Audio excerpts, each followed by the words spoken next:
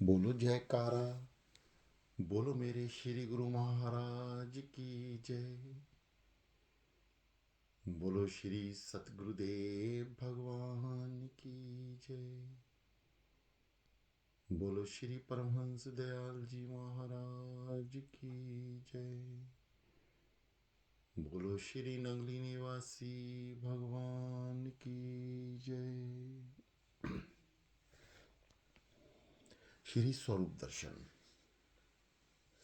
सत्संग सुधा।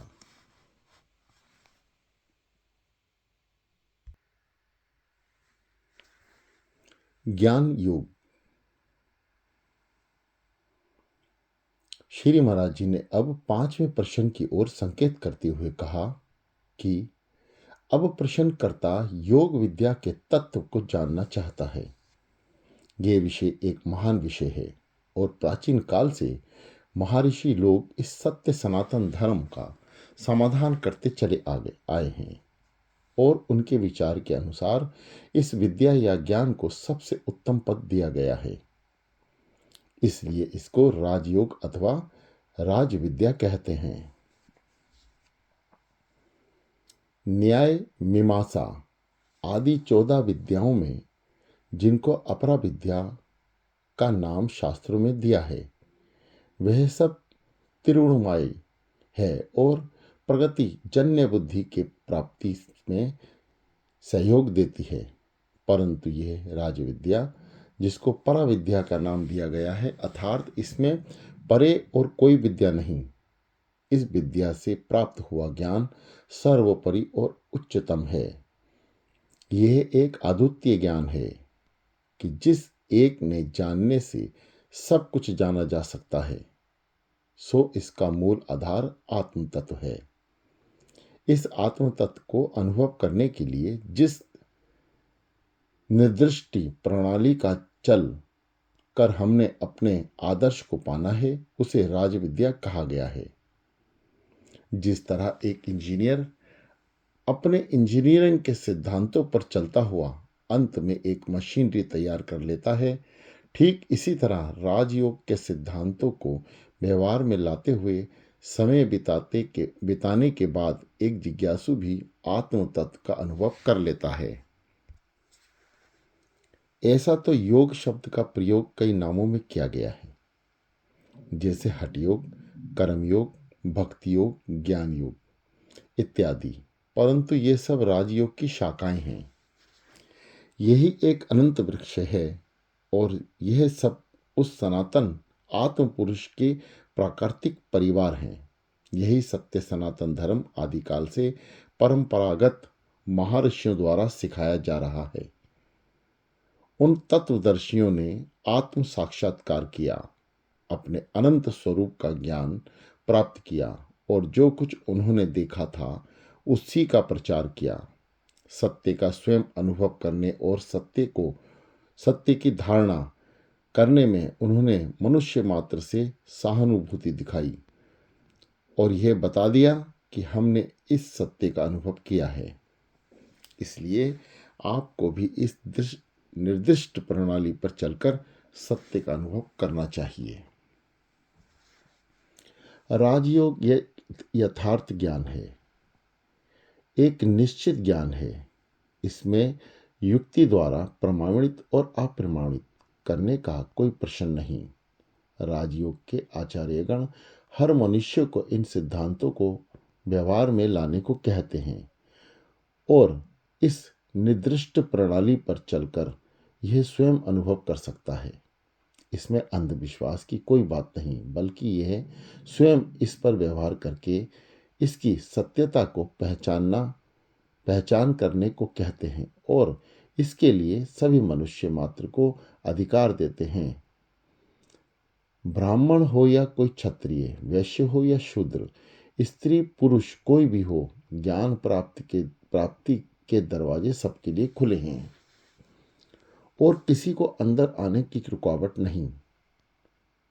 हर एक को अपनी अंतरात्मा की आवाज के अनुसार इसको सिद्ध करने की खुली चेतावनी दी गई है और फिर विश्वास करने को कहा गया है। सत्य के सामने संदेह नहीं रह सकता। जब तक हम किसी वस्तु के विषय में कुछ देख नहीं पाते, तब तक हम इसके अस्तित्व के विषय में संशयात्मक रहते हैं और हमारा विश्वास अधूरा है। ये विश्वास केवल बातों तक ही सीमित है। मनुष्य कितनी भी चेष्टा क्यों न करे, यह केवल बातों के आधार पर नहीं रह सकता। बातों से हवाई किले नहीं बनाए जा सकते। विश्वास के लिए कोई ठोस आधार भूमि होनी चाहिए। केवल बातों के आधार पर तुम्हें सैकड़ों बार अपने आप को विश्वास दिलाना होगा, परंतु हर बार तुम्हारी अंतरात्मा विश्वास के लिए भूखी प्यासी रहेगी और परिणाम स्वरूप आप इसे वास्तविक विश्वास दिलाने में सर्वदा असमर्थ रहेंगे। परंतु ज्यों ही उसने साधना की शरण ली और कुछ कुछ अलौकिक व्यापार देखने को मिले, तो इससे उसका उत्साह बढ़ जाएगा और कुछ थोड़ी सी झलक भी जब नजर आएगी तो वह उसका उत्साह बढ़ाने का कारण बनेगी और यह विश्वास की ओर बढ़ता चला जाएगा। शर्त यह है कि अपने धैर्य को अपने हाथ से ना जाने दें। राजयोग की यही महानता है कि इसमें ज्ञान के साथ विज्ञान भी अर्थात विद्या के साथ अनुभव भी है और यही विज्ञान ज्ञान को दृढ़ करने के लिए एक अद्वितीय शास्त्र है। जिन आचार्यों ने आत्म अनुभव या ईश्वर साक्षात्कार करने को कहा, उन्होंने स्वयं इसका अनुभव किया, इसलिए उन्हें मनुष्य मात्र को यह कहने का अधिकार था, परंतु उन्होंने आत्म साक्षात्कार नहीं किया। उन्हें यह कहने का क्या अधिकार है कि आत्मा अथवा ईश्वर नाम की कोई वस्तु है, और ऐसे लोगों की प्रेरणा से आत्म अनुभव हो भी कैसे। अंधा अंधे को मार्ग दिखाने में असहाय रहता है। इसलिए आचार्यगण कहते हैं कि यदि तुम आत्म अनुभव करना चाहते हो तो तत्वदर्शियों के पास जाओ, जिन्होंने सत्य का साक्षात्कार किया है। वे तुम्हें इसका ज्ञान देंगे। केवल श्रवण और मनन द्वारा आत्मज्ञान की प्राप्ति नहीं होती। यह तो तत्वदर्शियों की देन है।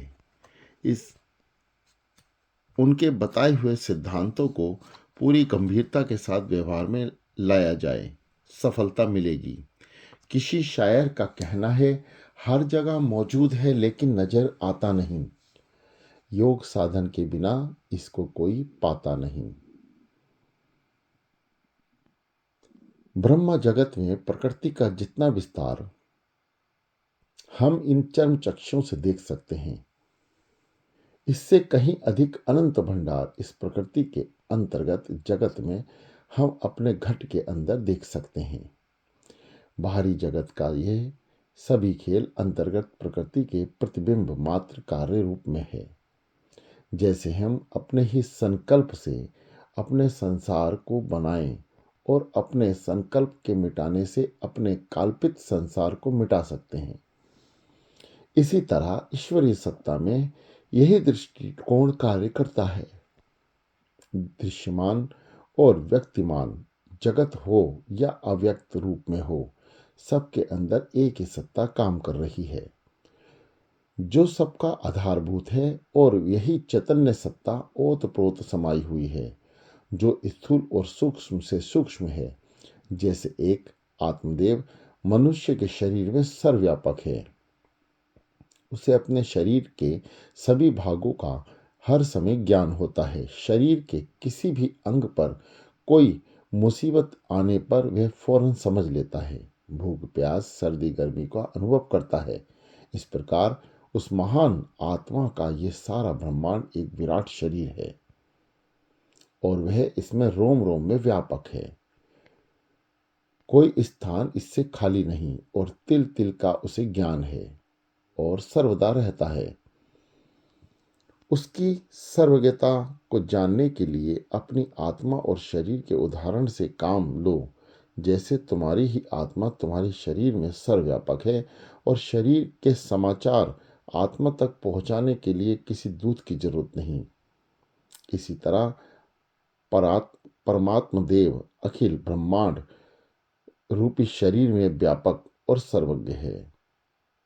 और इसी सर्वज्ञ ज्ञान की प्राप्ति मनुष्य जीव का उच्चतम लक्ष्य है।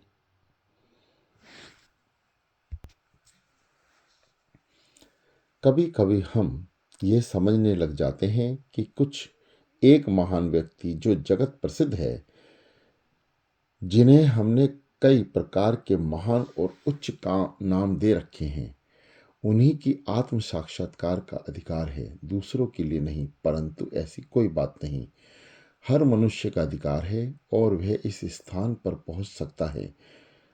जो भी सत्य का सहारा लेता है, सत्य पर पहुंच जाता है।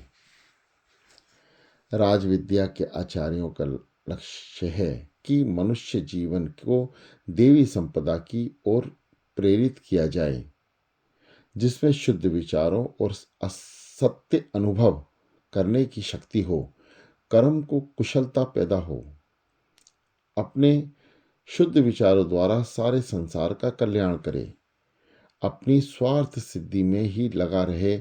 और यह तभी हो सकता है कि जब स्थूल रूप इंद्रियों के विषयों से इनकी निवृत्ति हो, विषय जनित अधम संस्कारों से मन को हटाकर अंतर्गत सूक्ष्म और शुद्ध विचारों को लाया जाए, क्योंकि मनुष्य के विचार ही तो हैं जो उसे उन्नति तथा अवनति की ओर ले जाते हैं। यही विचार हैं जो उसे देवता बना दे और राक्षस। इसलिए संत जनों का अवतार लोक कल्याण के लिए होता है, आत्म उन्नति के लिए होता है, और वह इसी राजविद्या द्वारा मनुष्य की बाहर की ओर प्रवृत्ति दृष्टि को अंतर्गत लाने का उपदेश देते हैं। वे उनके ज्ञान चक्षुओं को खोलते हैं और इन्हीं ज्ञान चक्षुओं द्वारा उनको यथार्थ ज्ञान होता है। यह सर्वथा असंभव है, क्योंकि एक चक्षुहीन पुरुष को हम सूर्य के प्रकाश का दिव्य दर्शन नहीं करा सकते, परंतु आंख वालों को प्रकाश के बारे में युक्तियों द्वारा समझाने की जरूरत नहीं, क्योंकि वह इस प्रकार स्वयं को देख रहा है। संसार की कोई शक्ति उसे प्रकाश के अस्तित्व से विचलित नहीं कर सकती। इससे सिद्ध होता है कि प्रकाश देखने के लिए नेत्रों की आवश्यकता है। बाहरी प्रकाश के लिए बाहरी आंख की जरूरत है। आंतरिक प्रकाश के लिए दिव्य नेत्र या ज्ञान चक्षु की बिना इसके काम न चलेगा। ये यथार्थ ज्ञान या वास्तविक विश्वास प्राप्त करके करके यह पतन के बजाय उन्नत की ओर बढ़ता चला जाता है, क्योंकि अंधकार तो रहता नहीं, प्रकाश उसका खूब साथ देता है और अंत में विषय बंधन से मुक्त होकर परम आनंद और परम शक्ति को प्राप्त होता है। इसलिए मनुष्य जीवन की सफलता का मूल आधार ज्ञान है और ज्ञान की प्राप्ति उसका परम कर्तव्य है। अध्यात्म विद्या का विषय इतना गहन और गंभीर है कि इसे सोचने समझने और ज्ञान प्राप्ति के लिए चिरकाल तक अभ्यास और साधना करने की जरूरत है। इसके अभ्यास में जीव जीव बुद्धि सूक्ष्म और निर्मल होती जाएगी, उसके रहस्य अनंत अंतःकरण के पर्दे पर खुलते जाएंगे, नित्य नया अनुभव प्राप्त हो जाएगा। साधारण संसारी जीवों की सोच विचार भौतिकवाद अथवा प्राकृतिक तक सीमित रहती है और सांसारिक ज्ञान प्राप्ति के लिए वे अधिक से अधिक यत्न करते हैं, परंतु प्रकृति का आधारित जितना भी ज्ञान है वह सबका सब अंत में नाशवान है। परंतु प्राचीन महर्षियों ने इससे ऊपर उठकर एक ऐसे अस्तित्व का अनुभव किया जो नाश रहित है। ज्ञान और आनंद सर्वदा एक रस है और इस अविनाशी आनंद की प्राप्ति का उपाय करने वाले के लिए महापुरुषों ने आत्मविद्या के संबंध की खोज की और उसे व्यवहार में लाने की प्रेरणा दी। ज्यों ज्यों साधक कदम इसकी ओर बढ़ाता जाएगा, आनंद की मात्रा अधिक होती जाएगी और अंत में आनंद की प्राप्ति होगी। योग के आचार्यों का कहना है कि आत्म साक्षात्कार के अतिरिक्त मनुष्य किसी अन्य साधन से मुक्त नहीं हो सकता, कीचड़ से हाथ पांव साफ करने के लिए कितनी भी कोशिश क्यों न करे, तो वे भी साफ नहीं हो सकते। निर्मल होने के लिए निर्मल वस्तु की शरण लेनी पड़ेगी, क्योंकि माया असत्य वस्तु है और उससे सत्य की प्राप्ति तीन काल ना होगी। केवल आत्मदेव ही एकमात्र सत्य है, जो इस सत्य की प्राप्ति से कल्याण हो सकता है। कोई एक सज्जन पुरुष इस सत्य वस्तु की प्राप्ति के लिए यत्न करते हैं और अपनी सभी वृत्तियों को इसी ओर ध्यान में लगाकर प्रत्ययन करते हैं। वे तो इसी जन्म में सफलता की ओर वह तो इसी जन्म में सफलता को प्राप्त करते हैं, परंतु जो किसी कारण से कोशिश करते हुए भी संसारिक शुद्ध माया का मलिन माया में गिर जाएं और सफलता को प्राप्त ना कर सकें, तो भी इसी जन्म में उनको ये प्रयत्न निष्फल नहीं जाता और वे दोबारा जन्म लेकर इसकी सिद्धि के लिए कोशिश करते हैं। पूर्व जन्म के संस्कार उसको उस जन्म में स्वाभाविक प्राप्त हो जाते हैं और पिछले जन्म के संबंध से वह आकार वही से शुरू करते हैं जहां पर उन्होंने पिछले जन्म में छोड़ा था। इसी तरह कोशिश करते हुए सिद्धि को प्राप्त होते हैं, चाहे उन्हें इस संबंध में प्रयत्न करते हुए कितने भी जन्म क्यों न बीत जाए। ये ज्ञान त्रिकाल नष्ट नहीं होता। राजयोग भगवान कृष्ण भागवत गीता में कहते हैं कि जैसे कोई दर्जी कपड़े सीता हुआ सो जाए, कपड़े की सिलाई अभी पूरी ना हुई हो तो वह फिर उठकर वहीं से शुरू करता है जहां से उसने सोने से पहले छोड़ा था और अंत में वह एक चोला तैयार कर लेता है। यही उदाहरण आत्मज्ञान के विषय में लागू होता है, अर्थात पिछले जन्म का किया हुआ अभ्यास नष्ट नहीं होता और पूर्व जन्म कृत संस्कारों के आधार पर वह या तो फिर योगियों के वंश में जन्म लेता है या फिर धर्मयुक्त लक्ष्मीवानों के, जहां फिर उसको शुद्ध संस्कारों को संयोग हो जाता है और दूसरी बार सिद्धि के लिए यत्न करता है। नेहामि क्रम नाशोस्ति प्रथा वायोना विदातते स्वलभ्य मध्यस्थ धर्म से त्यास्ते माधोत्तवते, अर्थात इस योग विद्या का क्रम नाश नहीं होता और इसमें वापसी भी नहीं। इस योग का स्वल्प मात्र क्या थोड़ा सा अंश भी बड़े भारी भय से रक्षा करता है।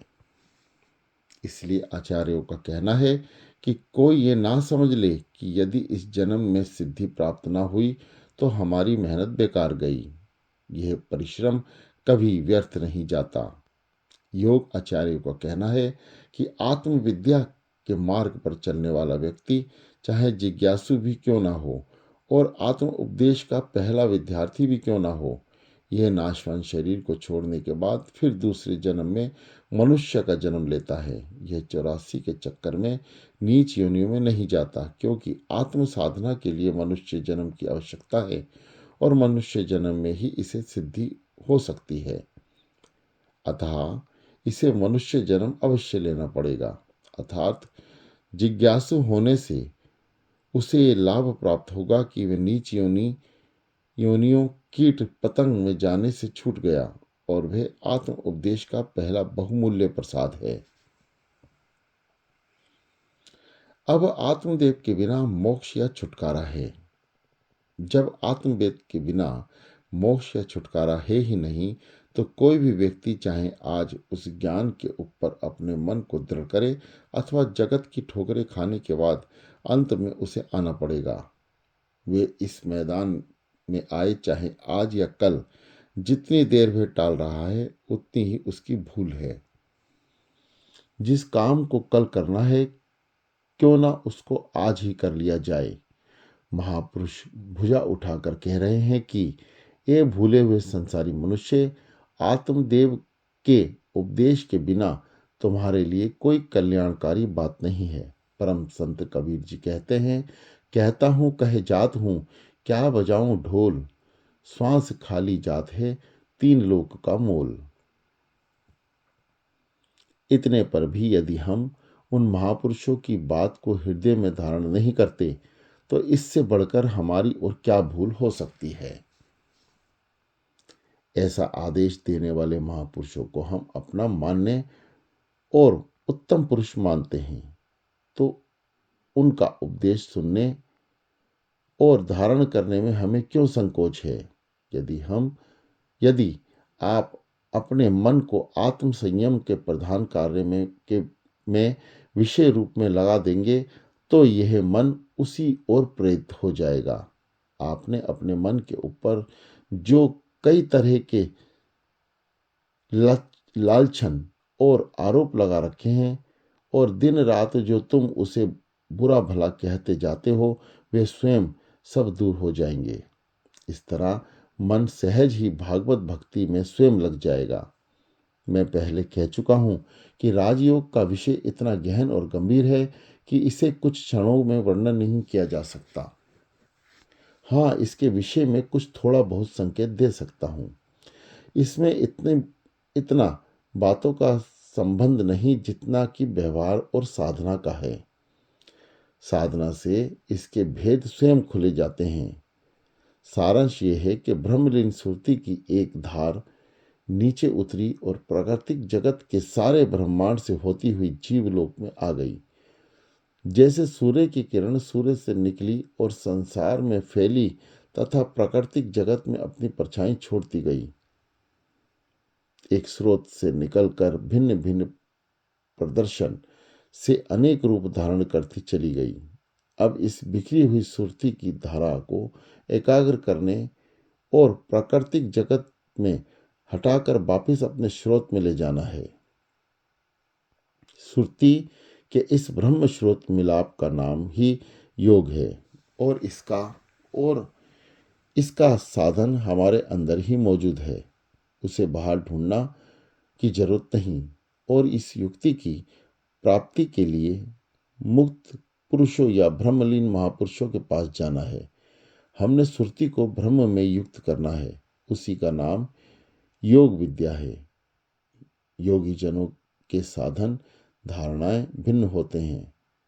उनकी एक और सिर्फ एक धारणा होती है जिनके अवलंबन से वे अपने केंद्र में पहुंचते हैं। वही एक आत्मदेव सत्य सनातन है जो प्रकृति के संयोग से जीव लोक में जीव रूप से भासता है। वही तत्व सूर्य और चंद्र में प्रकाश रूप है। वही पृथ्वी में गंध और फल के रस रूप है। यही हरियाली में विद्यमान है और वही काली घटाओं में बरसता है। नाम और रूप की विभिन्नता उसकी पृथक प्रकृति के संयोग से है। वास्तव में ये एक ही तत्व है। जैसे गहनों के नाम जुदा जुदा हैं तो भी सोना उसमें एक ही रूप से है। उस तत्व रूप को जानना ही आत्म तत्व की पहचान है। यह प्राकृतिक के संयोग से अलग अलग भासता है तथा प्रकृति की विद्या में केवल एक तत्व है और इसी तत्व में शामिल होने का नाम योग है। जीवन के प्रत्येक क्षण में हम आनंद प्राप्ति की खोज कर रहे हैं। जीवन भर हमारा सभी कार्यक्रम आनंद प्राप्ति पर केंद्रित है और हम इसके लिए साधनों की खोज कर रहे हैं। अभी हम धन संपदा में आनंद की खोज करते हैं और अभी विषयों में उसको ढूंढते हैं। कभी खाने पीने की वस्तुओं में इसकी खोज करते हैं तो कभी ऐश्वर्य में इसको पाने की तीव्र इच्छा है। परंतु ज्यों ज्यों हम प्रकृति के संबंध में इसको पाने की सोचते हैं त्यों त्यों वह आगे की ओर दौड़ता चला जाता है। इसकी यह दौड़ हमारे हाथ में नहीं आती। अंत में हार थक कर हमको ज्ञात होता है कि आनंद ब्रह्म विषयों में नहीं, इसका स्रोत अपने अंदर ही मौजूद है। जब तक मन शांत नहीं होता किसी भी ब्रह्म आक्षित से प्राप्त नहीं होता। आप झोपड़ी में बैठे हो या राजमहल में, मिट्टी के ढेलों पर हो अथवा फूलों की सेज पर, चिथड़ों में लपटे हो या सुंदर वेशभूषा में, जब तक आपका मन शांत नहीं होता, इन साधनों से सुख की प्राप्ति नहीं होती। यदि अपना मन शांत है तो किसी भी अवस्था में हम आनंद अनुभव नहीं करते और आनंद के लिए इन वस्तुओं का परित्याग कर देते हैं। ऐसा क्यों? यदि इन वस्तुओं में आनंद होता तो हम इनको अपनाए रखते, परंतु ऐसा नहीं। यदि हम निर्धन होते तो हमें प्रतीत होता है कि हम धनवान बहुत सुखी है और हम भी धन प्राप्त करके सुखी हो जाएंगे।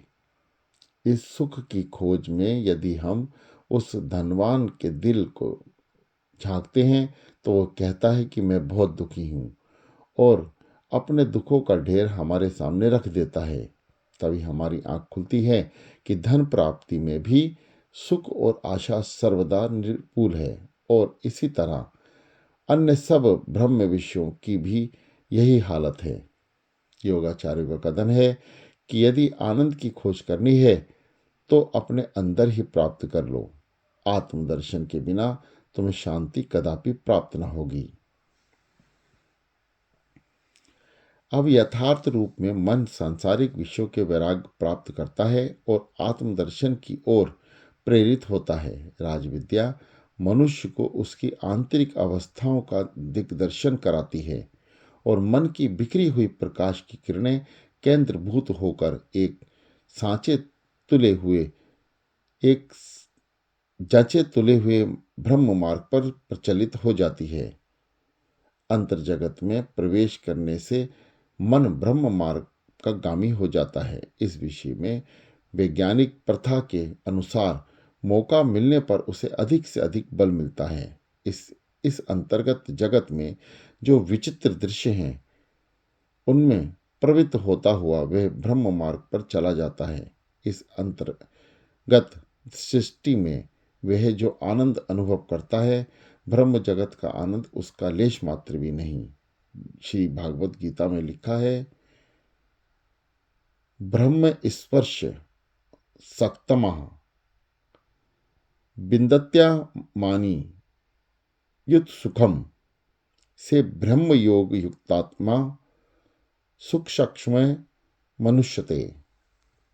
बाहर के विषयों में अर्थात सांसारिक भोगों में आसक्त रहित अंतःकरण वाला पुरुष अंतःकरण में जो भागवत ध्यान जनित आनंद है उसको प्राप्त होता है और वह पुरुष सच्चिदानंद धन पार ब्रह्म परमात्मा रूप योग में एक भाव से स्थित हुआ अक्षय आनंद का अनुभव करता है।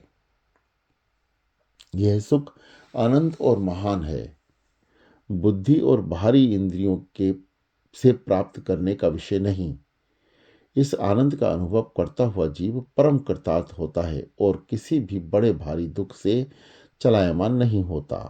इसलिए योगी जन परम आनंद की प्राप्ति के लिए अंतर जगत में भ्रमण करते हुए ब्रह्म प्राप्ति का यत्न करते हैं। उस आनंद की सीमा नहीं है, उसकी स्थिति को भी वही महापुरुष जान सकते हैं जो इसमें रमे रहते हैं। इस तरह करते करते जब साधक आत्म तत्व और साक्षात्कार कर लेता है तो उसका स्वाभाविक नित्य पूर्ण और नित्य शुद्ध है।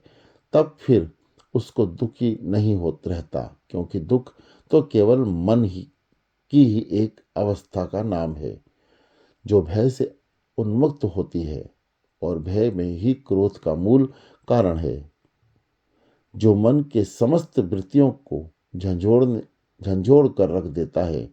और जो ही मन की वृत्तियां बिखरी दुखों को के सारे परिवार ने हमें चारों तरफ से घेर लिया, मानो मन का फैलना दुख और मन का सिमटना शांति और आनंद है। आप दर्पण में जब अपने आप को देखते हैं तो आपने बनाव श्रृंगार से किस तरह मग्न हो जाते हैं और दीवानों की सी हालत हो जाती है। यदि एक बच्चे को भी शीशा दिखाया जाए तो वह भी अपना आप देखकर प्रसन्न होता है, परंतु प्रेमियों, यह तो अपने आप को ब्रह्म रूप से देखने का आनंद है और शरीर आत्मा का कार्य रूप है। यदि इस कारण रूप को, जो आत्मदेव है, इसमें अंतर्ध्यान हो जाए हो तो फिर इतना आनंद प्राप्त होगा। अब देखना कि क्या शीशे में तुम अपने आप को ही नहीं देख रहे हो या फिर आपसे भिन्न कोई अन्य वस्तु है। यदि नहीं तो फिर आपने आनंद क्यों अनुभव किया? क्या आप सर्वकाल अपने आप में नहीं हैं? सर्वसाधारण अवस्था में आप अपने विचार को ब्रह्म जगत में रखते हैं।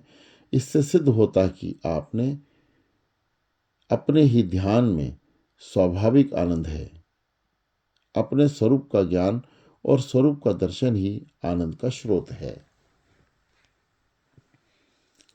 अब आप समझ गए होंगे कि आप ही दृष्टि हो और दृश्य रूप में आनंद की उत्पत्ति हो, जो स्वाभाविक है और मन की एकाग्रता का परिणाम स्वरूप है। आप प्राकृतिक ज्ञानशाला में भी किसी प्रयोग की सिद्धि अथवा उसके रहस्य को तभी जान सकते हैं जब मन की समस्त शक्तियों को केंद्रित करके उसमें पूर्णतः मग्न हो जाएंगे। मन की एकाग्रता के बिना इस प्रयोग की सिद्धियां सर्वथा असंभव हैं। इस तरह ज्ञान के लिए एकाग्रता की एकमात्र उपाय है, और जब आदर्श साथ आ गया तो आनंद स्वयं प्राप्त हो गया। ठीक यही हालात आत्म आनंद की हैं, और इस आनंद को वही जान सकते हैं जिन्होंने इसको उपभोग किया हो। कहने सुनने से तो आनंद का स्वरूप कभी नहीं सुनाई दे सकता। बोलो जयकारा। बोलो मेरे श्री गुरु महाराज की जय।